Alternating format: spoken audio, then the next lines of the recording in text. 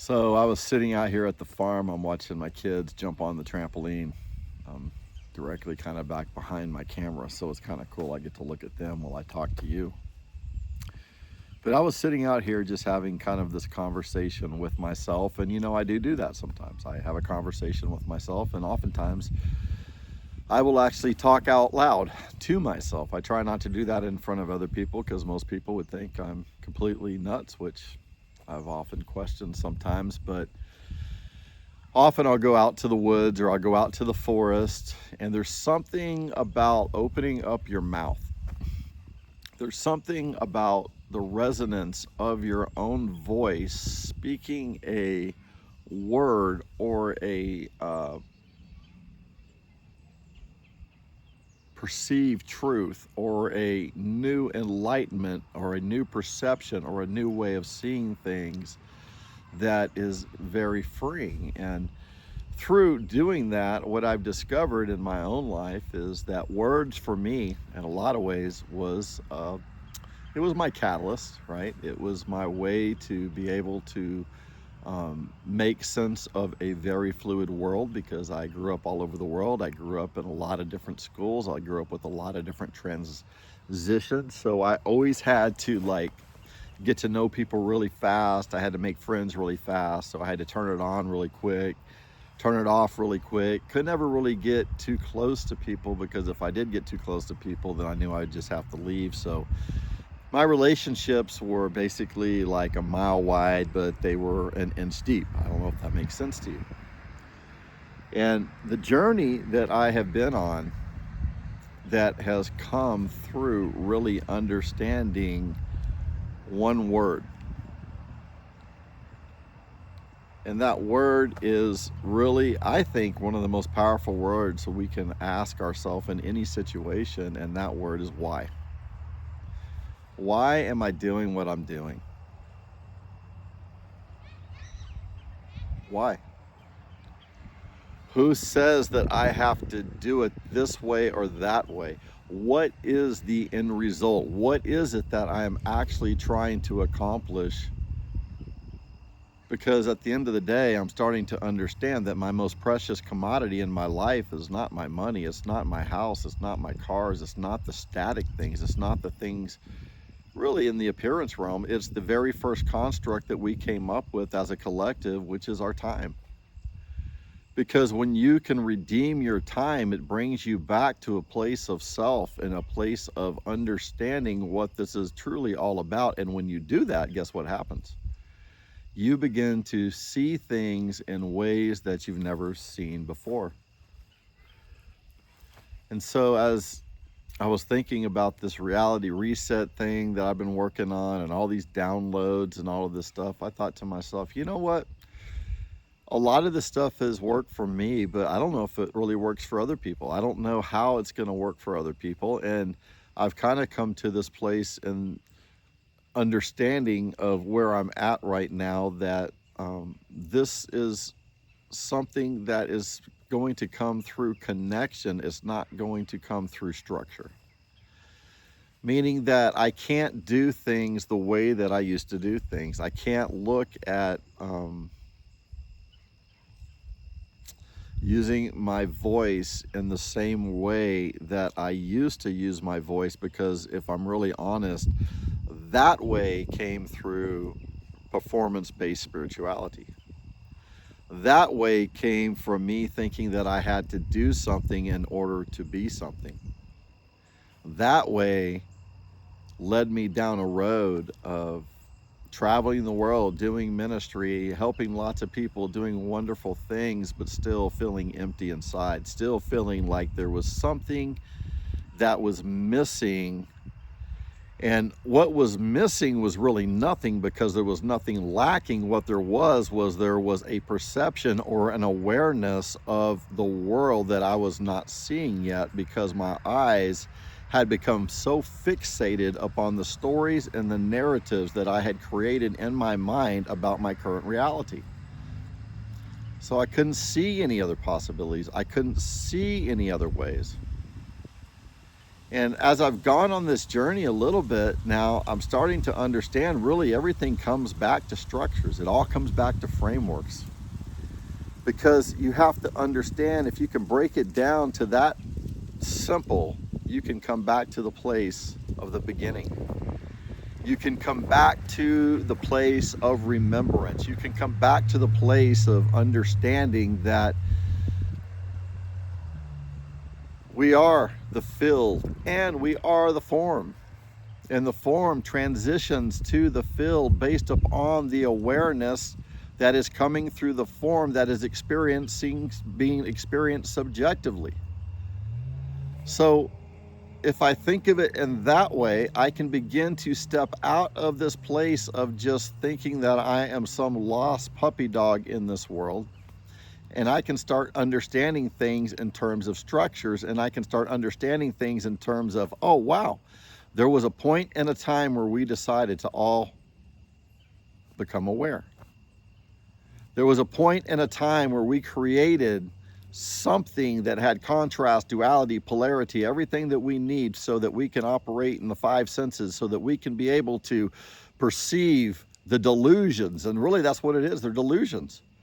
Because we're really only understanding 1/1000% of our reality. That's not me, that's science, that's provable 10 out of 10 times, right? So if we're only seeing 1/1000% of our reality, then it's amazing how easy it is for the ego to take it over and to think that we've got everything all figured out. Because what I'm starting to understand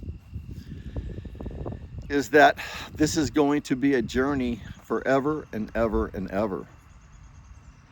And if you can break everything down to frameworks, then you can understand the idea of aggregors. You can understand the ideas of us becoming aware, of us being able to see ourselves in a way that we never experienced. We saw the very best of us. We saw what we perceived as the very worst of us. And you know, I used to think, well, for some reason, the dark side of us we cast our gaze on the darkest parts of us so that we could overcome. So we've kind of all risen out of the ashes that way. And that is true in one sense, but there's a higher purpose to it. And that purpose is the subjective experience of all things, because it is through the subjective experience of all things that we are able to shatter the illusions of structures and frameworks that come by way of aggregors or social thought forms that we've attached ourselves to in order to be able to make ourselves feel safe.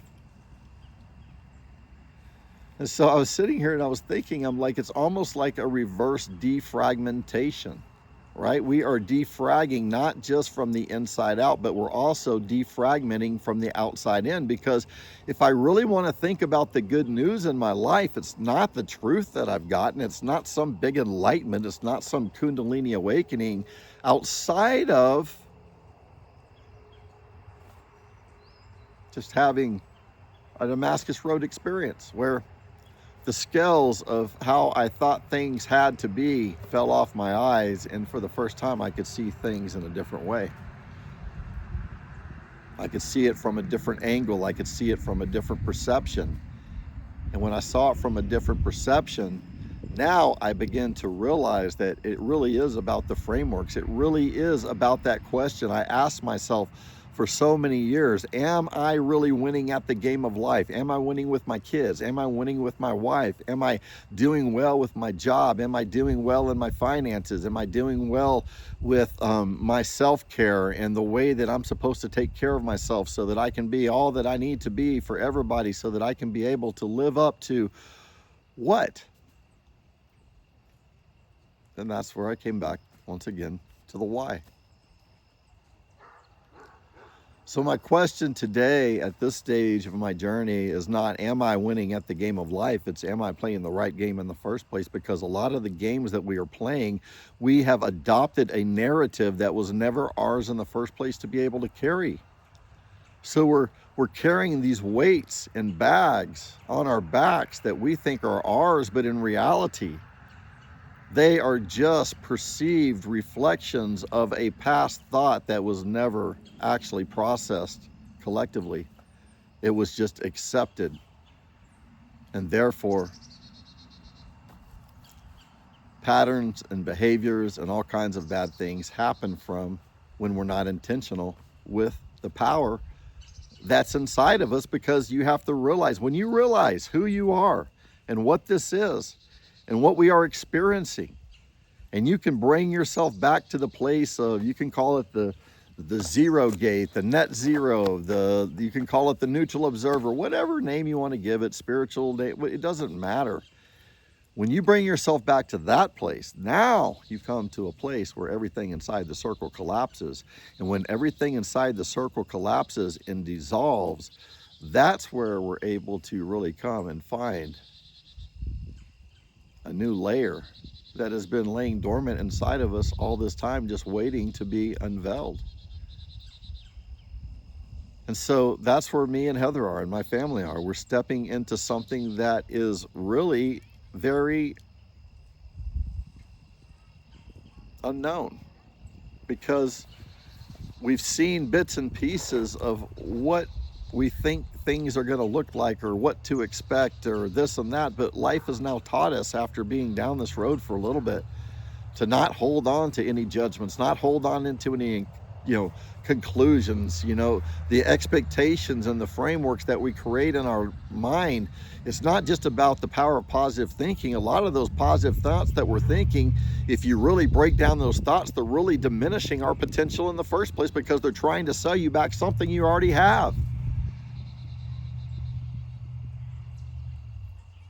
So that's why I think we're getting called to the desert. That's why we're getting called into a next season of learning what it is, and not learning, but just rediscovering what it is to embody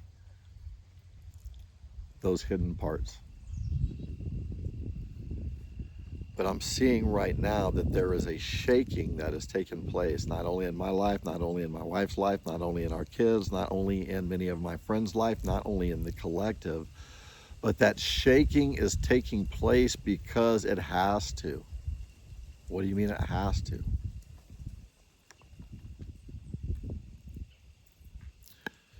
We used to say that we would get rid of old things so that we could make room for new things to be able to come. But what's happening, guys, is not even that. It's that we've been bouncing around inside of these glass containers. I see them as glass containers inside of these frameworks, inside of these structures that we have created first individually when we first saw a self. But the moment we saw a self, guess what? We also saw not a self. And the moment we saw not a self, now we experience something we've never experienced before, which was this emotion. And this emotion created something that we didn't like very much. And it was called fear, false evidence appearing real. And you see, that was the original container. That was the original psyche. That was the original split. It was just a self and not a self. And it was the discovery of seeing the complete self, and then seeing the discovery of seeing not a self, that basically has taken us on this journey. You see, we think that we're going from not a self all the way to discovering a self, but really what we're doing is we're doing this. And we're doing this forever and ever and ever and ever and ever and ever. We are not limited. We are not contained. Most of the imagination that we have comes through a lens that limits our potential of who and what we truly are. And so as long as we are living beneath our capabilities, then we don't become a threat, right? And who are we a threat to? Well, we're really just a threat to ourselves, because everything is us, right? So at the end of the day, what does that mean? That means that we're not looking at individuals. I'm not looking at 8 billion people on the planet. What I see everybody is energy slowed down to visibility in the form of matter. So I see you as frequency. I see you as vibration. I see you as rhythm. I see you as harmony. I see you as living in a time and a season right now in the history of what we know as humanity, which would be what I would consider this Kairos moment, this kind of once in a lifetime moment, because you're really kind of living in the last season of what we know of really true probably 100% human consciousness before we even enter into a new type of consciousness of transhumanism and all these other things. We see it. We see this progression. So why is it that you think so many things are falling apart in your life right now? Why is it that so many structures and frameworks that you have crossed your T's, you dotted your I's, you did everything that you thought you knew you could do? Why are they being shaken?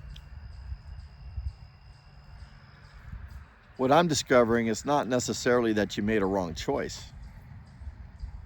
What I'm discovering is that sometimes we're not even playing the right game. Sometimes we are bouncing inside of a framework that we can see through. We see the cracks in it, but because we have no place to go, we have no place where we can feel safe, it takes us back to that place of that original wound of separation. And we attach onto things that make us less than instead of more than enough. Now we're brokenness trying to figure out what wholeness is. Now we're humans trying to have a spiritual experience instead of really wholeness trying to experience what it is to be human, to be broken, to experience itself in every possible way, knowing that everything is going to be okay. It's all going to work out because everything has already happened in absolute perfection of what we as in our humanity can possibly think of the best case possibility. But what's happening is we're just living life in reverse. We are the experiential part of that manifestation of creation, of seeing ourselves in every possible way. We are just that energy slowed down to visibility. And if you look at it from that standpoint, you can start to see the world different. You don't get mad at people. You don't just, it's not this person doing it to you. It's not that person. It's not this political party. It's not this group. It's not that group. It's not a us. It's not a them. It's a we. We did this to ourselves because, number one, we allowed ourselves to grab onto something that most oftentimes we knew deep down was depreciating our natural flow. That's how I see it. And so we're stepping into the flow. We're stepping into this place of flow. We are stepping into this place of learning how to detach from a very static programmed world into how to live life energetically, how to allow your essence to really become your faith, because faith, from a spiritual context, is not just a substance. It's not just hope. It's not the things they told you. Faith is really awareness in motion. When you want to activate your faith, you have to go back to the awareness of who and what you are. I was talking to my friend, or I had sent a message to my friend on one of her posts today, because it reminded me of that. And I used to think about that. I used to preach it like that. I used to teach it like that. Faith is the substance of things hoped for and the evidence of things unseen, right? So if faith is a substance, well, then why would we always preach it like it was like hope? We'd always talk about it like it was a verb. Just have more faith. Just believe more. Just chase the carrot more. Just go to the altar more. Just repent more. Just take more communion. Just take more confession. Just kill more of the people that are opposite than you are. Just have more faith. And we did that. We chased that. All of us have for a very long time. And most of us have come to a place of emptiness in it because we've realized a lot of that was nothing more than placebos. It was nothing more than the conditioning and the programming of us chasing something externally outside of ourselves. And then when we look at the big framework of all of it and we understand, what is this? It's all about mistaken identity. That's what sin was in the Bible, right? It's not 613 mitzvah laws. It was about mistaken identity, not knowing one's origin. The patterns, the behaviors that come from not knowing who you are, all of that stuff plays a part, and so we miss the mark. And what do we miss the mark of? Who we've always been. Whether you like it or not, everything points back to you. Whether you like it or not, everything points back to you. Whether you like it or not, everything points back to you. And the quicker we can see that, and the quicker we can begin to actually use critical thinking and understand that, wait a minute, why am I saying what I'm saying? Why am I doing what I'm doing? Why am I playing this game of life right now, whatever that means to you, however that's defined to you, whatever that looks like to you? Why? So why? It's not just why are you doing it, but then you jump over to the what side's pretty good too. What are you hoping to accomplish for this? What are you trying to think you need to gain that you don't have right now, that by doing this or by doing that, you're going to now become more than enough instead of whatever you perceive that you're lacking? You see?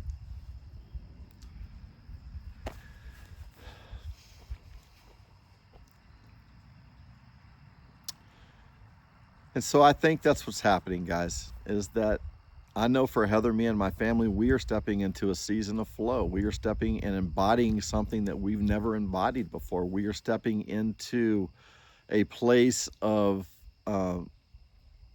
really just wonder and just play and just a place of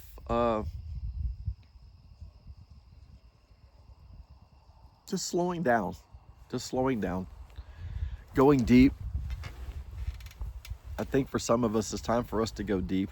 We've been pretty good online. You know, we've done the best we can with what we had to work with. But I think for some of us, there is a calling that is coming together. There is like there's like a magnetism that is going to come together, and we are going to see a physical manifestation of this. And that's where we stepped out into the flow and we said, look, we've been on this rabbit trail for a long time. I'm not going to go through my story. It's a country song album by now, but it don't matter. What matters is what has brought me to this now moment, and what are we seeing right now? And what we are seeing right now is that we are being positioned in a place to create something that has been in our heart to be able to do for a long time, but it had to be done at a place that would allow our nervous systems to be able to heal. You know, we can spiritualize things. We can sit there and say, well, the golden eagle showed up with the twig and said, no. Sometimes it's just as simple as that. Sometimes it's just as simple as saying, okay, this is what we are seeing right now. This is what we are feeling right now. This is what we are sensing right now. And really, there is no supposed to. The only supposed to that you are supposed to, I think we are supposed to do, is live up to the light that we have in our life at the time. Because if we don't, how can a house that is divided against each other stand? How can you put that new wine in an old wineskin? You can't do it. It's going to burst. Your life is going to be miserable. You're going to have friction.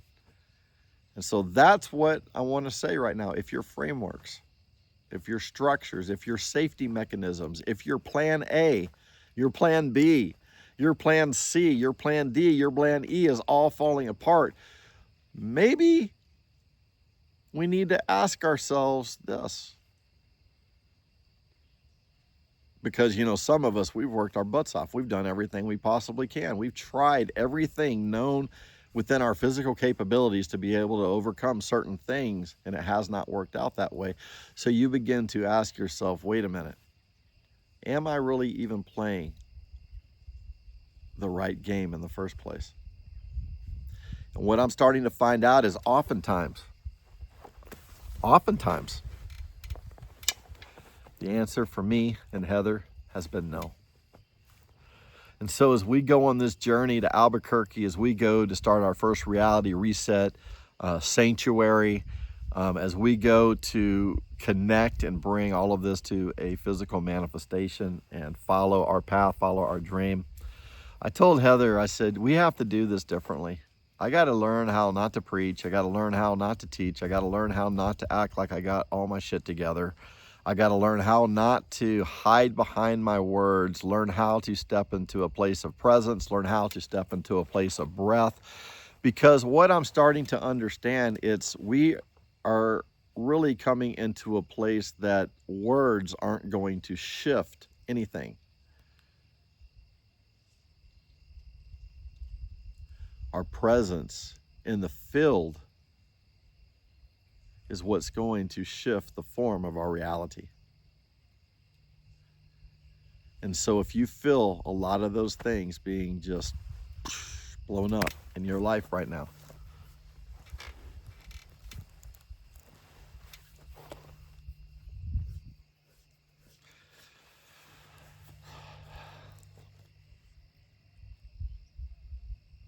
then I would say that you're just like me and you're like Heather and you're probably like 50 other people that I've talked to just in the last week or two. Nah, that's a lie. Probably been 3, 4. It's been going on for a little bit longer than that. Maybe 5 or 6 weeks. I don't know. It's just been really intense. And the one thing I'm starting to see is that as we come into what we call awareness, I call it remembering, however you want to say it, we are not just doing that as individuals anymore. We're doing it as clusters. We're doing it as groups of people. So take notice of the people in your life. Empty your cup. Put your swords down. Come sit around the round table of humility and realize that you are all things. We are all things. There is nothing separate in us. And let's come together and let's share our stories. Let's share our perspectives. Let's embrace ourselves and let's heal our land. And that land first has to start with our inner landscape. And then everything that happens here will manifest in our current reality. We used to say if you could hold it in your head, if you can hold it in your head, you can hold it in your hand. Or if you can hold it in your head, you can hold it in your hand. In other words, there's power in what we can think we can be able to do, because in reality, anything that we think we can do is already a trick in itself, because the fact that you think that you can't do anything is the programming in itself. That's where I want to step into, is a place of awareness. I don't know what it looks like. I don't know what this flow looks like, but we're going to be open, honest, and transparent with you guys, and we're going to share our journey with you guys every step of the way, because we're doing this. We are doing this. We are doing this. We got to get rid of this whole I. We are doing this. We are doing this. We are experiencing life as the one through the many that creates up humanity, that makes up you and me. I love you guys. Have a beautiful night, and check your framework, check your structure. Nothing makes sense. Are you really playing the right game in the first place? Or did you go into that based upon a false identity and a lower awareness that now you know better and you see how it needs to dissolve, but you also understand what that means for your life and reality, and it sucks.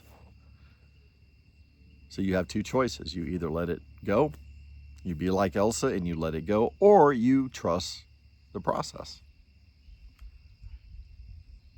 And once you've had enough things burn down around you, you begin to figure out